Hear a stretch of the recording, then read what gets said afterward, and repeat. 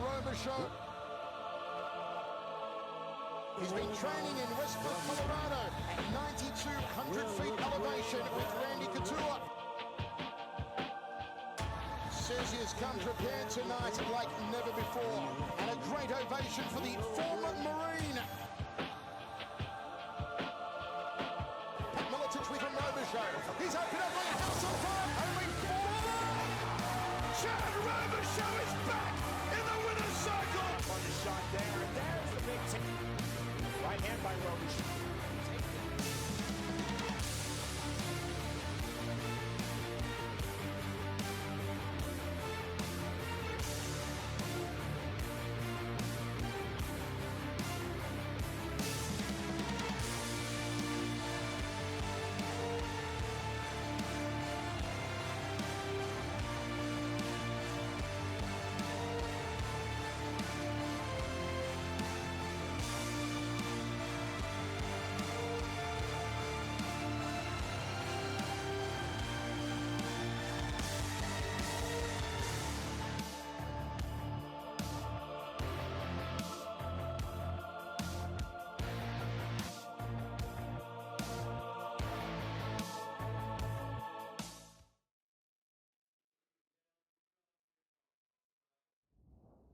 Joe is with us here today. Let's hear the story of his survival story, how God has brought him through. Please give a warm Lakeshore welcome to Chad today. Thank you so much. Thank you.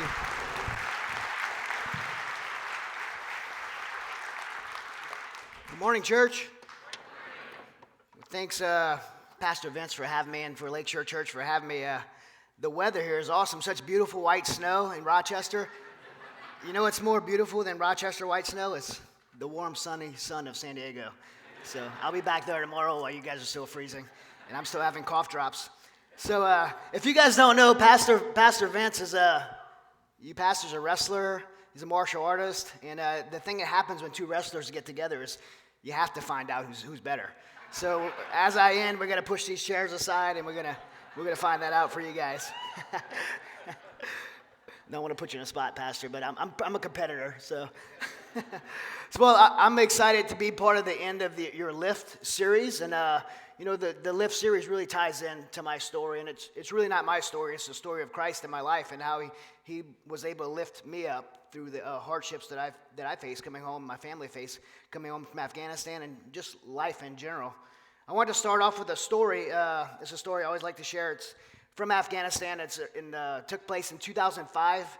And if those of you familiar with the war on terror, the capital city of Afghanistan is Kabul. The name of it's Kabul. And for the most part, in 2005, the U.S. forces and ISAF forces had pushed the Taliban out of that city. So, you know, a lot of people were like, "Wow, Kabul's a dangerous city," and well, so is New York and other Rochester. Right? There's a lot of dangerous cities around the world, but for the most part, Kabul was pretty secure. But I was working in the city at this time, and I was driving into the eastern side of the city on a road called Jalalabad Road. It's the main road that went into Kabul, and it was just myself and my partner. We went in military vehicles. We were in a civilian vehicle. We were in civilian clothes. We didn't have a bunch of guns like you might imagine, like to get in a fight. We had each a pistol, and we seen a truck behind us, and the truck was a Hilux pickup truck, and a Hilux pickup truck is just a regular Toyota pickup truck, a 4x4, and usually the only type of people you've seen in those trucks were special forces guys or bad guys. And this particular truck was loaded with bad guys. And kind of give you an idea of how many guys were in the truck, we always had a joke, how many Taliban can you fit in a Hilux pickup truck? So the answer is one more. Right? They like, pal, that's the kind of idea what this scene looked like. I'm looking at my rearview mirror, and these guys are hanging out the side. They look like they just came out of the mountains. They had tribal clothes on, big beards. We seen some AK-47s, an RPG, which is a rocket-propelled grenade launcher. Like, these guys did not belong in Kabul at this time, and we were like, oh, man, I hope they're not following us. So we decided to do what's called deviating your route. So we were on Jalalabad Road, and I went off of the road, made the block, and when I came back on Jalalabad Road and turned right back into the city, they were still behind us, right? Not good, especially just two of us, a truck full of them. When you do that, you can identify they're following you, but you kind of give yourself up, and now they know that you know they're following you. So it started turning into kind of a pursuit, and they were going really fast behind us. I made a mistake, Instead of going outside the city where I thought I could lose them, I went into the city because I knew the city really well. And the problem with Kabul and any third world city is the traffic. You think New York traffic's bad? Like, they have intersections and lights. There's no lights here. The traffic gets so bad. And all of a sudden, the traffic started to really congest. And I got to a circle called Masood Circle, and the traffic stopped. And I didn't have anywhere to go. And somehow the truck made it around us, and they stopped. And the guy started jumping out the back. The passenger door opened. And I remember the guy, like, looking straight at me. He's walking straight towards our car with his AK-47. And we were in a bad situation, right? In my training, that's called being stuck on the X. The X is an ambush site. It's a kill zone. And a couple of things you learn in your training about the X is, one, you have to be able to identify that you're on the X. And two, you have to get off the X, right? If you stay there, something bad is going to happen. The Marines make things pretty simple, right? Identify you're on the X, get off the X. And we had lots of training for the scenario before. In fact, I did a lot of anti-pursuit training and how to get out of the scenario. So thank God for military training. I knew exactly what I should do. And I did that. I hit the gas of the vehicle, and I aimed my vehicle towards theirs. And the guy who was walking towards the vehicle, he took off running. And when I smashed in their truck, boom, it went spinning around. It was probably the best scene in my life that I could remember from being in Afghanistan, is seeing those guys fly out the back of that truck right through there. And some of them were jumping. And so when I hit the truck, now I had a way out, like a path forward. But there's like this 100-year-old policeman. He had his uniform on, and he's like brave now. He's going to stop me. So he's blowing his whistle. He's like, beep, beep, beep. I already hit someone, so I'm like on a roll. So I turned my vehicle, pointed towards him, and I hit the gas, and he was like, beep, beep, beep, and he's blowing his whistle, waving me out, giving me directions, and I got out of there. I don't know what those guys wanted. I have a pretty good idea what they wanted, but, if I would have stopped in an intersection that day, something bad would have happened. We would have probably been killed or taken. We would have put up a heck of a fight, but it probably wouldn't have been a good day for us. I wish I could always say that I did that in my life. When I found myself on the X in a hard spot, doing what I'm supposed to do, doing what I know I should do. But that hasn't always been the case for my life, and I think a lot of people can relate to that. We do a great job as professionals, but when it comes to our personal life, right, we don't make the same wise decisions or have the same work ethic, and that was really the case for me. In 2007, I came home from my last deployment in Afghanistan, and I found myself on the X again. I was diagnosed with PTSD. I was in just a really bad situation, emotionally, mentally. I didn't realize at the time, but definitely spiritually. And I was on the X. The difference this time is I didn't follow those simple rules. I didn't want to identify I was on the X because shame, pride, everything else prevented me from admitting the situation I was in. Because I wouldn't admit where I was, I couldn't do rule 2, which was get off the X. I chose to stay there for a period of about 3 years and in this downward spiral. And I always like to say, as I'm speaking to a church congregation, you don't have to go to Iraq, Afghanistan, or be a Marine or a special operations guy to find yourself on the X, right? You could be just alive in this world for more than a day, and you're going to find out the hardships of this life and find yourselves in situations that you have to be able to make a decision of whether you're going to stay there and die or you're going to move forward. And some of you may be on it today, and that's why you're here. In my experience from what I've been through, and then working now with so many other people who have faced trauma and hardships in life, I really came down to understand that it comes down to one thing, and that's a choice, right? We have a choice. We could choose to stay there on the X's in our life, stay in the hardships of the situations we're in, or we could choose to press forward into the promises that God has for us and the very life He intended us to live. Now, that is a life of hardship, but God gives us a promise that He'll carry us through it. As hard as it may look, He gives us a promise we carry it through it. But we have to choose to get off the X. We have to choose to move forward and allow God to lift us up out of that situation. When I came home from Afghanistan the last time, in 2007, I believe there was lots of opportunities for me to be able to move forward. But I chose not to take them. I chose to go in this downward spiral for the period of about 3 years and stay on that X, and it almost cost me everything.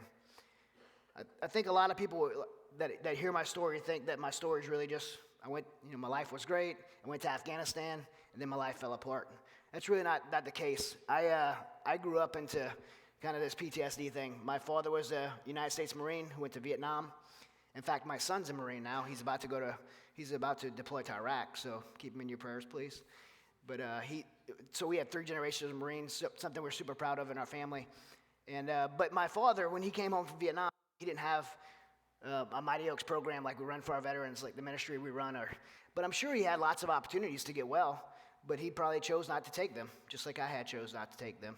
And because of that, he lived his whole life as alcohol, angry, women, tons of women in his life, and very physically abusive. So my brother and I, my brother was a year older than me, we were just really bonded really close. If anybody's been in a dysfunctional home with lots of physical abuse, you know the siblings get really close. And so my brother and I were really close. We had a plan that we would grow up and join the military and kind of escape that lifestyle and start over.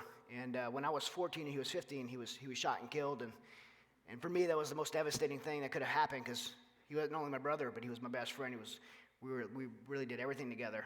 So at that point in my life, I went into this deep isolation, but I still was focused on joining the military. So from like 14 to 17, I just trained, ran, swam, and really prepared myself in a real isolated life. When I was 17 years old, then I joined the Marine Corps. It was 1993. It was a brand new chance of life for me, and I really embraced it for that. You know, the Marine Corps really gave me a fresh start. And I always wanted to be some type of special operations because I love the water. I grew up swimming in the bayous of Louisiana. Pastor's a Saints fan, so we got that in common. But you know, for me, that first year in the Marine Corps, I just was so dedicated to do that job, and I had trained so hard for it that actually, you know, my first year in the Marine Corps, I became a recon Marine. And it's a really, for me, it's something I'm very proud of. It's kind of a hallmark thing of my life. I mean, the attrition rate's like 80%, so it was a really big accomplishment to do at that young age. But at that time, 1993 to 1997 was my first enlistment. There wasn't a lot going on in the world at that time as far as wars. Like, you join the military right now, you know exactly where you're going to go to Iraq or Afghanistan or somewhere, Syria. But there was really not a lot going on for us. And a lot of times I tell that, and women are like, a lot of ladies are like, why would you want to go to combat? And I really want to go. It's like having a really nice dress and not having any place to go, right? Like, that's the best way I can relate it. You do all this training, you want to go do something. It would be like almost 10 years later before, you know, I turned on the news and seen what many of you saw that changed my life and changed all of our life. I saw those planes flying into the World Trade Center buildings, and I knew, absolutely knew, my life was going to be different. I wanted it to be. Everyone who was serving at the time, no one was like, oh my gosh, everyone was like, when are we going? Like, we want to go. We want to do something. And that's how it was. It was 2001. It wasn't until 2003, though. I was dying to go. 2003, before I got to do my first deployment, I was accepted onto this task force, which is a JSOC, Joint Special Operations Command Task Force. Really amazing opportunity for someone that had my experience to be able to be part of that. And I was super proud to engage and deploy that way. I did 8 deployments. My deployments were shorter, like 4 to 6 months, but it was very rapid rotation. So I go for 4 to 6 months, and I come home for 3, and I do it again and again and again. And when I first went to Afghanistan, I didn't really understand what the military had always talked about being resilient, being this resilient warrior. They would say mind, body, spirit, right? So you prepared mentally, you're mentally tough. You feel invincible, you can take on anything, you know your job very well. I was physically in shape. Me and the guys we worked with, we were super fit. We could shoot, we could move, we could communicate, we could do all the things we were supposed to do. So we were mentally and physically tough, but the spiritual part, I didn't really understand what it meant. I thought it was maybe that's esprit de corps, or the spirit part was maybe like the identification of your faith you put on your dog tag, right? I had the word Christian stamped on my dog tag, but I really didn't know what it meant. I went to church before, but to be honest, if I could be honest, I came to church, and maybe some men in here doing the same thing I did, right? I drugged my wife to church, and I brought my kids to church because I thought if my wife was like this Christian lady, and well, she'd be loyal, and she'd be, the virtuous woman, and all the things that I wanted out of the relationship. And my kids would go to Sunday school, and they get taught, life lessons and stuff. But for me, I wasn't really going to ever engage. It was kind of a check in the block for me in a way to really control my family, just being honest. And going to Afghanistan and thinking I was going to be this Christian man, I'm like, there's no place in Afghanistan to do this hard job I have to do as a warrior for this Christian guy. I couldn't reconcile the two, and I think that's a big lie that so many men believe in combat or just in life, that you can't have Christianity and masculinity mixed, right? You can't be this tough guy that we want to be and be a Christian. And I believe that, and the reason I believe that because the only thing I had ever seen modeled for me in Christian men were weak. I thought Christian men were weak. That's what I believed. And I thought, man, I have to do this hard job, and I don't have time for that. I don't have a place for that. I could do that when I get older. So I'm going to put this Christianity thing on a shelf, and I got to do this warrior job. And I believe I intentionally put God out of my life when I went to Afghanistan. And in a place like that, to do a job that we did, removing God from your life was a detrimental mistake. It left a hole in my heart that I filled with hate and rage and bitterness and anger. I'll tell you, like, it doesn't matter what your political opinion is if we think we belonged in Iraq or Afghanistan. For me, like, I went there for 9/11, but I lived at the local national people, and I really quickly got to learn who the Taliban was and what they had done to these women, to these little girls, to these little boys, the sexual abuse, the control and manipulation of these people, the torture and genocide of people because they didn't believe the same thing. Like, honestly, when I started discovering this, I didn't care about 9/11 anymore. Like, I wanted to help those people. And I began to hate the Taliban for what they did. And I worked every day. The guys I worked with, we worked every day with that mindset. We like hated these people, and we wanted to eliminate every single one of them that you could. I mean, and that's, you go there and you see that and you're exposed to it, and that hate just takes a hold of you.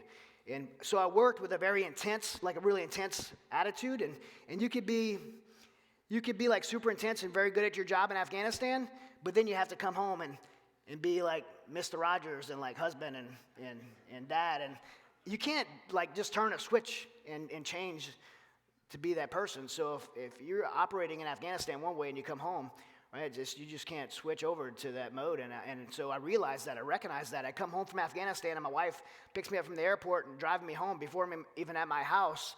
I want to go back. One, because I believed in so much in the mission and I didn't want to be away from it. And also the guy relieving me, I'm like, man, he's going to mess something up. Like, I'm super arrogant, so I know he's not going to do his job as good as me. So that was another thing. But also I realized that I was being this angry, intense, just really driven person, and I knew that it was not good to be around my wife and kids like that. So I felt like I needed to protect them from me, and I'd really distanced myself. My wife was this amazing Christian woman at the time, and so I just felt like, man, maybe I could build this like wall up to protect them from me. All the time, looking back now, I was really putting a wall around myself and putting myself inside this prison, really starting to isolate myself. I would come home, and I remember one time I came home, at this time, my wife and kids were really starting to get kind of scared of me because I would just blow up. I had this anger like that would just overwhelm me. And my wife and daughter had kind of coordinated my daughter's birthday, and I was going to make it home for her birthday, and she had this nice cake, and she was so excited that I was going to about to be there. And so she asked, she had the icing that she didn't like, this icing on her cake. And my daughter's very boisterous and opinionated, so she was telling, made it a big deal that she didn't like her cake. And I grabbed my little girl's birthday cake in front of all her friends and threw it against the wall and just destroyed her day. And that was my home at this time. My home was it was a mess, and I knew it. So I just continued to distance myself. And that anger and rage started turning into anxiety, and I started getting the physiological effects of this PTSD thing. Right, my face would go numb, my arms would go numb. I feel like my throat was swelling shut. My heart was going to stop beating. And I didn't want to say anything because I thought if I said something in this group that I was working with, this little small group of special operations guys, they would think I was weak. And so I was ashamed. And so I just tried to push it down and keep doing my job. And eventually, I started having lapses of memory. There was a 2-week period I couldn't remember anything. And I was brought home and I was told I had PTSD. When the doctor said I had PTSD, I literally had never heard of it before. It sounded like something I contracted. So I was like, give me a shot for it and send me back overseas. Like I got an important job to do. But it was called post-traumatic stress disorder. My friends always say I'm not disordered, I'm just short. So I much prefer being short than disordered. But it was a very serious thing. I didn't know what to do. The panic attacks were so overwhelming.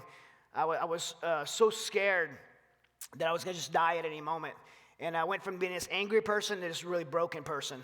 And my wife and my counselor encouraged me to do something productive, so they told me to do jiu-jitsu because I'd already been a professional fighter. I'd been training my whole life. And so I got on those mats and I started grappling. And literally when I started grappling, I felt like I found a cure. Like, you can't think about Afghanistan and grapple because your buddy's going to choke you. right? I mean, you have to pay attention. So I really felt like I found the cure, but you could take something that's good for you, and jiu-jitsu is something that's good for me. I still do it to this day in ministry full time. There's some stressful days. Pastors tell you there's stressful days in ministry, and I have a bad day. I go to the gym, I find some 18-year-old stud, and I grab him, I choke him, and it makes me feel so much better. And I get back to work and sharing the gospel, and I love jiu-jitsu. But you could take something that's good for you, and you could abuse it. And that's what I did. I took something that was good for me, and I abused it by spending 10, 12 hours a day. And what I did was I built this really big fake facade of success around me, and I surrounded myself with people that told me anything I wanted to hear, and no one that told me what I needed to hear. And what I needed to hear was I needed to get well. I wasn't well. My family was still a mess. My wife and I were living in separate bedrooms. My kids were still scared of me.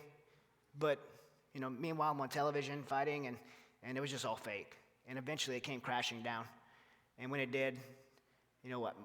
I ended up in a relationship with another woman, sold our home, we moved into separate apartments. And when I got in that apartment alone, I realized all those people that I blamed, my father for the way he raised me, the military, my wife for not understanding, right? I blamed all these people. Everybody else is an idiot. That's how my attitude that I had. And it's true. There's a lot of idiots out there, right? Get on the highway, you'll find some. But the reality was, I was the common denominator. It was me. And when I came to that conclusion that it was me, I realized the damage I was causing to everyone around me, and I decided that I don't want to take my life because of the pain I'm going through. It was the pain I was dragging everyone else through. So I thought it was some kind of noble thing, right? They would be sad, but I'll make my life, it'll be better for my family. And so I decided I was going to take my life. And 22 veterans a day, by the way, come to that decision, 22 every day. And so when I made the decision that I was going to do that, I wanted to make it look like an accident because I knew that I'd heard a statistic that 1 in 3 children from a parent that commits suicide would do it as well. And I figured my kids would probably find me. And so really trying to build up the courage and stay in my closet with my pistol, trying to decide how I was going to do it. And at that time, my wife, by the way, she came to my apartment. She had the divorce papers, and she wanted me to sign something. I wanted to sign it because I wanted a divorce, but I was just being a jerk, so I wouldn't sign it. So I was just being a jerk to her, and she's holding the papers, and she's talking to me, and she asked me this question, and that changed my life. It's the reason I'm standing here. I don't mean standing here this message with you. I mean standing here alive. She asked me how I could be as successful as I was in the military and as an athlete, and all the things that I did, the training, the workups to go overseas, and all the crazy stuff we did, cutting weight for the fights. She's like, how could you do all that, and when it comes to your family, you'll quit? And that question, for me, I don't know about the rest of the men in here, but for me, it's like no more soul-cutting word than to be called a quitter. And it was exactly what I needed to hear. And because she was absolutely right.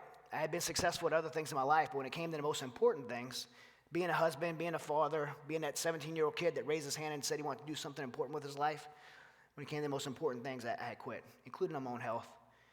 And a couple of things that happened when I made a decision at that moment to turn it around is I had a really clear intuition that I couldn't do it by myself, but I couldn't do it with the people I had surrounded myself with. And so I went to my wife and I said, is there someone at this church you're going to, because she was going to this church at the time, is there someone that you could help bring into my life to help, hold me accountable to this? And she introduced me to this man named Steve Toth, who's actually from Rochester, by the way, but we were in Texas at the time. So Steve actually sat down at Starbucks with me, and I had wrote this amazing plan on paper, how I was going to put my life back together. I was really good at manipulating people and saying all the right things. But Steve has this gift. It's called ADD. Right? I don't know if he clinically has it, but he's like has no at all. And so I showed him my paper and my plan, and he didn't even look at it. He slid it back to me and told me I was going to fail. I'm like, what are we even meeting for? Like, you didn't even read it. Like, it's a good plan. And he said, well, if it doesn't include God, you're going to end up right back where you are, and you're going to fall back on your face. And I don't have time to waste, yours or mine, if we're not going to do it the right way. And so we have a saying that we say with our veterans in our program: if what you're doing isn't working, then why not try something different? I tried everything. I tried the pills. I tried the counseling. I tried MMA and jiu-jitsu. Nothing had worked for me, so it was time to try something different. And I trusted him. And I surrendered my life to Christ. And beyond that, he mentored me for a year in biblical manhood. And what I discovered at the end of this is that as I made the choices based on the way God designed my life to be lived, that's when things started changing. You see, I had a lot of things that in my past that had happened that was bad to me. We all have. But I realized that my past didn't really lead me to the situation I was in. It wasn't the events that happened in my life. It was the choices I made in response to those things that had led me to where I was. And I never lost control of them. So did I still remember things from Afghanistan? Of course I did. Did I still get angry? Absolutely. It was the way I responded differently based off of simply aligning my life with the life that God intended me to live. And then I realized the panic attacks started going away. The anger started becoming more controllable. My family started to become restored. And I found what I didn't find in the pills, in the counseling, and anything else when I simply made a choice to align my life with the life I was created to live. And honestly, like beyond finding hope and restoration, what I really found, which is what I think most people struggle for, especially men, is purpose. All my life, doing all these things that I was trying to do, I was really seeking the purpose that I was created. And when I felt like I found that, like a fire was lit inside of me. And then I discovered like how many other veterans, because I thought I was the only one, but I discovered 22 veterans a day take their life. The divorce rate's like 80-90%. I'm like, wow, somebody's got to do something about this. Why not me? It was like I had stage 4 terminal cancer and was dying, and this guy gave me the cure. Like I had to share it. And so now, today, my life has been really about that. And one of my favorite quotes is Mark Twain. He says, the 2 most important days in a man's life is the day he's born and the day he finds out why. When I made the decision to align my life with the life that God created me to live, I feel like I found out why I was born. And that's been my purpose ever since, is coming to churches that'll have me, to share God's story in my life, to work at Mighty Oaks Foundation and serve the veterans who have given so much and found themselves in the same spot I have. And you don't have to be a veteran to experience that. There's a million ways in this world you can get hurt, but only one way to get well, and that's through a relationship with Jesus Christ. And I'm thankful you guys will let me share that with you today. So thank you. Thank you. Thank you. Thank you.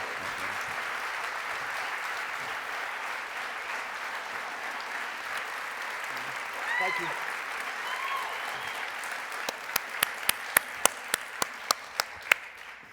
So you really want a piece of me, huh? We can put chairs. My karate instructor is here, Kurt. Like maybe both of us together. Kurt Sawyer at Samurai Martial Arts, the best karate school in Rochester. Because Kurt's a great instructor. Great to see you, Kurt and Laura. So, Chad, you've been involved in so many high-stakes challenges, endeavors. You're a New Orleans police officer. That didn't come out, but you have so much to share. Special ops, Marines, stressful, mixed martial arts. So you definitely like to push things to the edge. What is it in your life that attracts you to such risky, high-challenge endeavors? Yeah, I think my whole life I just aspired to do something. I just had this desire to always do something courageous. Maybe grow up, you're a kid and you want to be the policeman or the cowboy. Yeah. And so I've always had that kind of ambition, that hero kind of ambition that I think a lot of people grow up with, young men grow up with. But I was blessed with lots of opportunity to actually step into those roles, and I've really discovered that life's about opportunity and then taking advantage of those opportunities when you find them. That's right. And I've had great opportunities to do those jobs, and but I really believe when I look backwards and I see a lot of those things that most people would consider accolades, I'm happy when people makes me feel good when people give me accolades for that. But I really look back and see a discontent life. Yeah. Like one accomplishment wasn't, when I got to it, I was like, that didn't feel good enough. So what's the next thing I could do? And what's the next thing I could do? So it was a lot of those accolades are a result of being very discontent and searching for who God created me to be. Yeah, that's interesting. I think a lot of times we do tackle big challenges almost to find some kind of fulfillment in them. It could be a double-edged sword. You could have a good motive, but maybe trying to fill a void that it can't fill. That's right. Now, you started to have problems in your life like the PTSD, anger, stress, and you even had a couple weeks where you contemplated suicide. And these, it may not be that acute, but a lot of people here have struggled with places and feelings of desperation and loneliness and despair. What did it feel like those 2 weeks in the closet? Obviously, you contemplated that you didn't want to have it look like suicide. And what did it feel like in those 2 weeks? How desperate? What were the feelings like? I had thought about taking my life before that several times, but it was always like a momentary thing. But that time when I was really alone and going to my closet and trying to make that final decision, it wasn't a momentary. It had overwhelmed me and overtook me, and I just believed, somehow I believed that it would be better for everyone else. And I was scared to do it. I was scared of the eternal consequences, because even though didn't have a relationship with God, I didn't know what the eternal result would be. Yeah. That brought fear to me. And then the statistic that I heard, that 1 in 3 children, my boys do everything I do. They've been wrestling since they could walk. Yeah. And so I'm like, I don't want to leave that legacy for my kids. So that's where the accident thing came, if I can make it look like an accident. So I really believe I was just overwhelmed. I was actually crying, and I would sit down, and I'd have my pistol, and I'd just sit down, and I'd be really shaking and crying and trying to build up the courage to do it. And my kids would, just the thought of my kids would calm me down and let me hold on another day. One of the privileges, but also one of the worst things that I get to do at Mighty Oaks is speak to the spouses and the families, the parents of those who commit suicide. And there's one lady, Heather, her husband was a Marine, and he actually heard me speak at a church, and I offered for him, everyone, if there's a veteran to come to the program. She tried to encourage him to come, and he said, no, let someone else do that. And 6 months later, I got a call from the pastor, and he had stood in the back of a pickup truck in front of the policeman, and he said, tell my wife I love her, and I'm doing this for her. And he took his life. And so now I got to see the aftermath of that and how it wasn't better.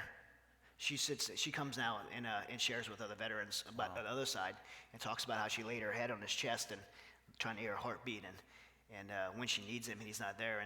And so I hear her talk, and I'm like, wow, my wife will never give that talk to other people, and the aftermath of that is just so tragic. It's the effect it has. And there are two things, because listen, I don't know if any of you have contemplated suicide. In a crowd like this, and in the next service will be even more, it's possible. I want to say two things that Chad brought. Number one, stop believing the lie that if you take your life, that things will get better. It's a lie from hell. It's a lie from hell. And then the second thing is, one of the ways you overcome this lie from the evil one is to play your life forward. Did you see what Chad did? He said, well, if I do this, and then that's what you have to do. You have to play your life forward. And those are two great godly principles that you employ there, Chad. One thing that Heather said to me that sticks with me is, she said, suicide doesn't take away your pain. It transfers it to the ones you love. Oh.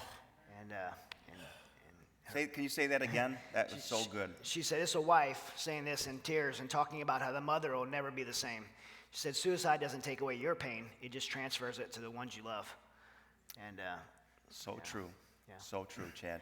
Now, you tried lots of ways to cope with life. You even acknowledged you were a ticking time bomb with your family, had other relationships with women.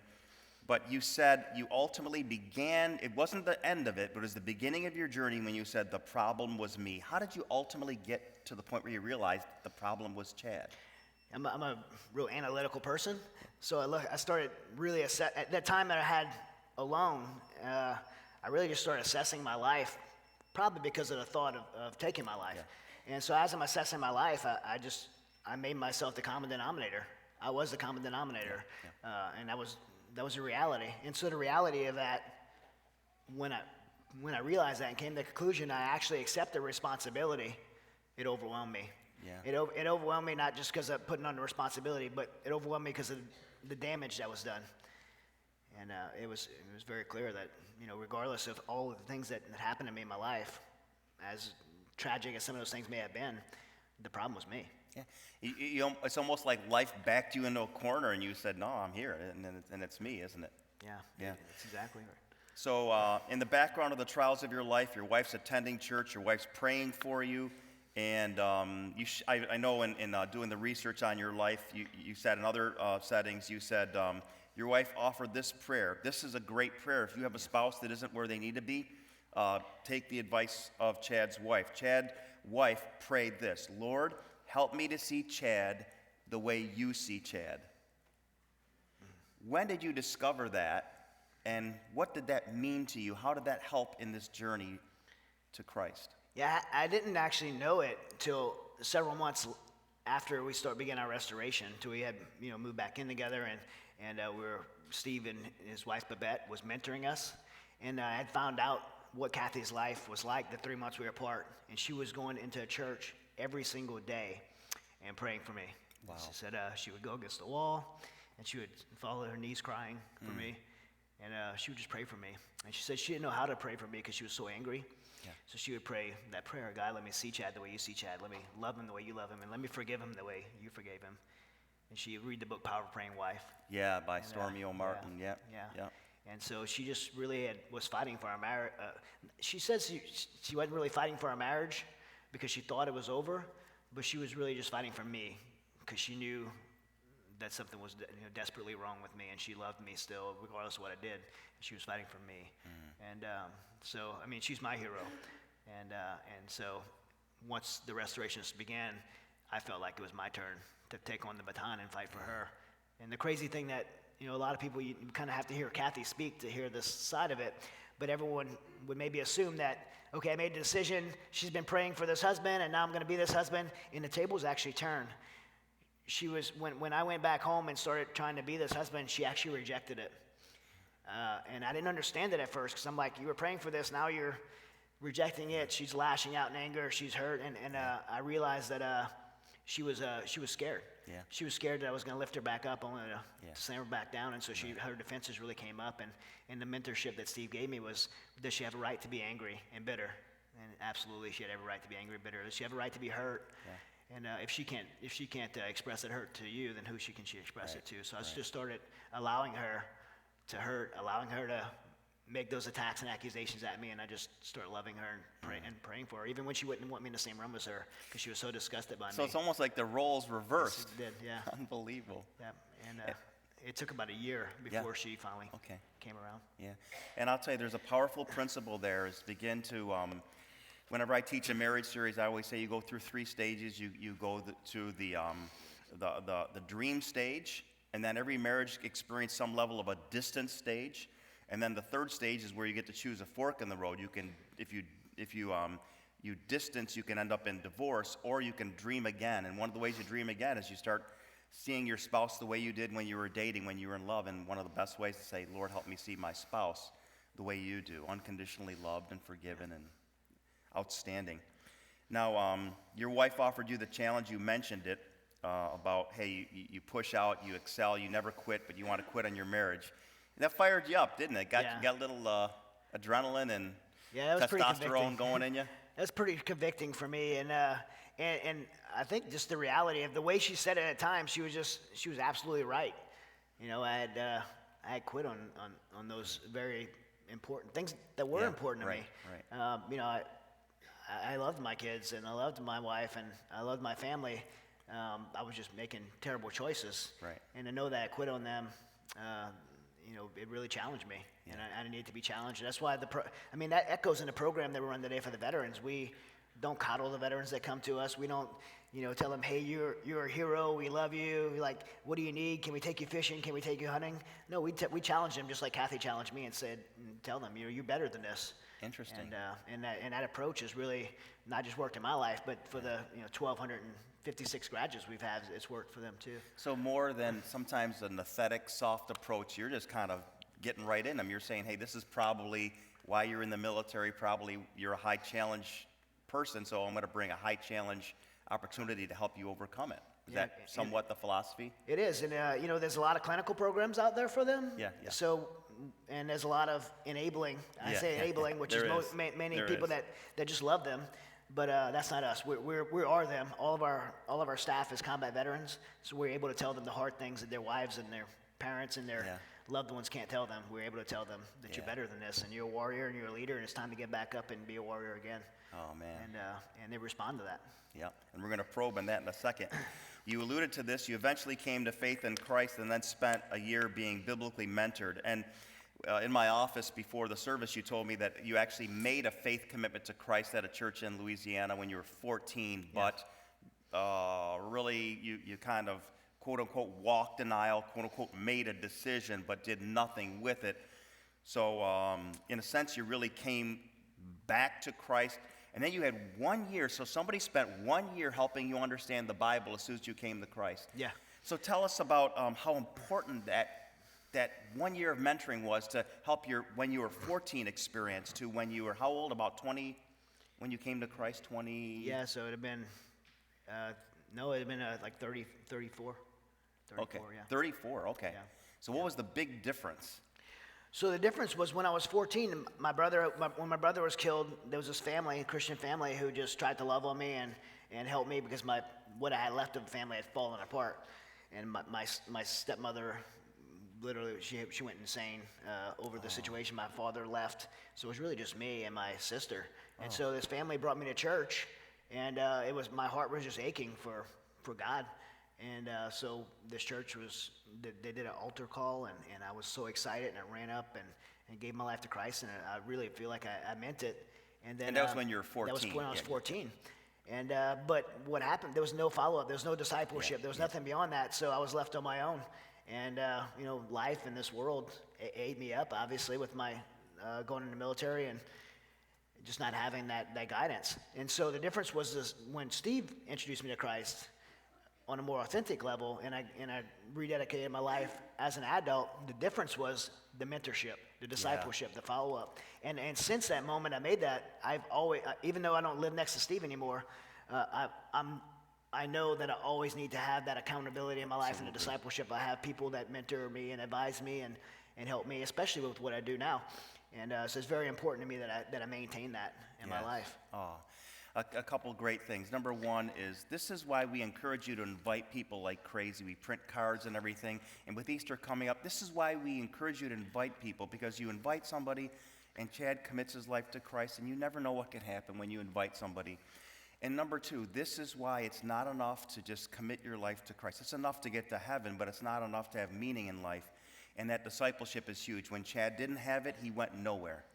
And when he had it, he went somewhere. That's why, really, for 22 years, we've done our best to do follow-up with people. And now, what we found is we have great systems to help you grow in your faith. But what we found is people are going, all right, there's New Horizons, there's First Steps, there's Common Ground, there's Synergy, there's Serving, there's this. And now we have this area called Get Connected that Pastor Corey set up. It's right over here. Anytime after any service, we will help you develop a plan for spiritual growth for your life, custom tailored to you. I mean, it's like going to Wegmans and ordering a sandwich that you want. I want this cheese, I want peppers, and that's what we'll do for you if you will let us. So you see that in the life of Chad. Now, Chad, your marriage is going strong now. You've been married for 21 years. You started this ministry called the Mighty Oaks Warrior Program. 1,256 graduates in the Mighty Oaks program. You've helped 1,256 people. So tell us about this program. Take a minute, just help us understand the great work you do. So when I started Mighty Oaks, it wasn't an idea of like, wow, it'd be great to start a veterans organization. It was really just the passion and desire, like I closed with in the message, to share. I felt obligated, compelled to share what Steve offered me, because I felt like I found the solution, the real solution. And I realized how many other, 22 veterans a day are taking their life, the divorce rates, or all the same things I faced. I felt obligated to share that. So that's why we started Mighty Oaks, to pay it forward. And I've got to speak to probably close to 100,000 veterans on active duty through my resiliency program. The 1,256 is the ones that come to our intensive, which is our intensive program that we take guys kind of the worst cases through. In the militaries, I would have never imagined, but that all four branches now of the U.S. military send guys on active duty orders to us. And many of those 1,256 were, when I say suicide-like struggles, like some of them we have one guy who jumped 7 stories off of a building out of a window, like guy that still had a bullet in his head from when he had shot himself. These are like really strong, like suicide risks. And we've had 0 suicides of those 1,256 graduates. 0. So Unbelievable. And so right now you're actively doing it. I think you told me that when you get back, you're starting another program. And how long is the program? So it's 6 days long, and that's the 6-day intensive. But when they leave that 6 days, there's the opportunity for them to stay plugged in through weekly outposts. We have a network of about 50 around the country of these weekly outposts. And then it's a discipleship program because of discipleship. Exactly. I was going to say, you learned the lesson from Steve Toth, yeah. So when they leave and they graduate, they have the opportunity to come back and be part of that process and help other veterans. And so we would take them through a year-long discipleship process to mentor them to be able to do the same for others. And that's how we've grown at the rate that we have. So it's like multiplication. You help a group of people, and each individual tries to help a group of people, and it just multiplies. That's right. That's right. Chad, I can't tell you what an extreme privilege it is to be here with a military hero, a police officer, a man who's helping people who are some of the most hurting and yet valuable people in our country. And to see you do it, I can't tell you, I feel like it's an honor to be on the stage with you. Very strongly feel that way. And I know they do too, clearly. Thank you. Chad, we probably have people that maybe are newer Christians or people that are not yet Christians. Can you tell people how they can find a relationship with Jesus Christ? You know, it starts with any kind of path you walk to actually step into the purpose that God has for you. Starts with a personal relationship with Christ. I don't think you can't shortcut that piece. Coming to a place like this, coming to a church like this is where that's the connection point. God uses other people to connect us to Him. And you know, so if you're desiring to start that journey and step into the life you're created to live, it would start with making that commitment to personal relationship with Jesus Christ, understanding that you know God sent His Son Christ to this earth to die for our sins and to pave the way forward for us to be able to overcome sin and do the work He's called us to do. And I would encourage anyone here that's struggling with that decision to connect with someone. I'm sure you guys have a team here. Connect with someone at church. Learn about how to make the decision, and then the same challenge that I had, right? And the same challenge we give our warriors. If you're not sure if you should do it, then ask yourself, you know, if what you're doing isn't working, and I'm sure it probably isn't if it doesn't include God, right? If what you're doing isn't working, then why not try something different? What do you have to lose than to give God a chance in your life? I'm so thankful for me that when Steve presented that to me, that I made that choice, because I would be in a much different place right now if I hadn't. I am so thankful too. And a couple administrative items here before we pray for Chad and his life and wife. Hey, you know what? Here's a thing I'm going to throw down. I did this with Jill Kelly. I'm still waiting to get Jim Kelly back. I'm getting this on CD or 8-track, whatever we record on these days. We need to have you and your wife, Kathy, come back. Yeah, that would be great. Are you commit to that? Yes. All right, let's do it. Do a little marriage series. Yeah. So she's incredible to have up here, especially obviously in the talk of forgiveness. Yeah. You know what? I'll tell you, we're going to make it happen in maybe a year, maybe 2 years, whenever it fits. We'll make it happen. I also want to thank Paul Burris at Victory Baptist Church for calling me in California at 6 in the morning. Hey, Vince, we're going to get this Chad guy. And Chad, what's that? And then now I'm going to be calling Paul. Thank you, Paul. Thank you. As a gift to the ministry, we're going to give Chad a gift. He said no. So we're going to give a gift as a church to the Mighty Oaks Warrior Foundation to support them. It'll support an individual. And then Chad has written some outstanding books here. Redeployed, How Combat Veterans Can Fight the Battle Within and Win the War at Home. And then another great book, Marriage Advanced, Love Never Gives Up. Is there another one in there, Chad? Yep. So this one, it's good for anyone to read. It's $9.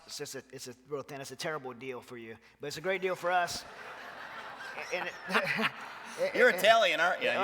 We mark this thing, and the reason we mark it up is because we've already given away 5,000 to the troops, and we have a request for 100,000. So we're kind of funding that when you buy it. Yeah, we give them out to the troops for free, and it's a book about living a resilient life and what's the path to living a resilient life through a relationship with Christ, and understanding what I said. The military talks about mind, body, spirit. What that spirit actually means. And the U.S. Marine Corps, by the way, allows me to go. I get to go speak to every recruit that goes to Marine Corps boot camp about spiritual resiliency now. I go every quarter, and thousands of recruits. Oh, that is so cool. And so what we have is a special treat. Chad will be in the atrium after the service signing books. You can get a book signed. We ask you to be efficient because we have a 11 a.m. service, and you can get a quick pick, but please be sensitive to other people. And here's the thing, like usually at 11, we have to close it out. So we hate to do that to people. So if you want to meet Chad, try to get in line quickly. And at 11, we are going to have to shut it down. So we want to just let you know that. So he'll be there for picks, get to meet him. Chad, can I just pray for you? Can we stand up? And I would love to pray for you, brother. Thank you so much. Let's all stand. Heavenly Father, just the Bible says, as iron sharpens iron, so one man sharpens another. I feel sharpened to love my wife more, and sharpened to love you more, and sharpened to be a man of God like Chad. I so admire this guy. Thank you for your sovereignty in bringing him to our church. I pray for his life and his family. I pray now for his son. He asked us to pray. We're praying right now for his son. And his first name, Chad? Hunter. Hunter. We pray now for Hunter as he gets deployed to the Middle East, that your sovereign hand of protection would guard him from any harm. And more than the protection from the negative, I pray that he advance his faith in the positive to others and be a spiritual guide to people there who are vulnerable. I pray for the mighty Oaks Warrior Foundation. I pray that you'll help that number of 1256 just mushroom cloud and grow, and help us to be in support of his great effort to help some of the great heroes in our country who deserve the help. Pray blessing on his life, on his marriage, on his family, and on his ministry. In Jesus Christ's name. Amen. Amen. Thank you. Okay, again, Chad, thank you. Love you, buddy. Thank you so much. Love you. Yeah. Thank you.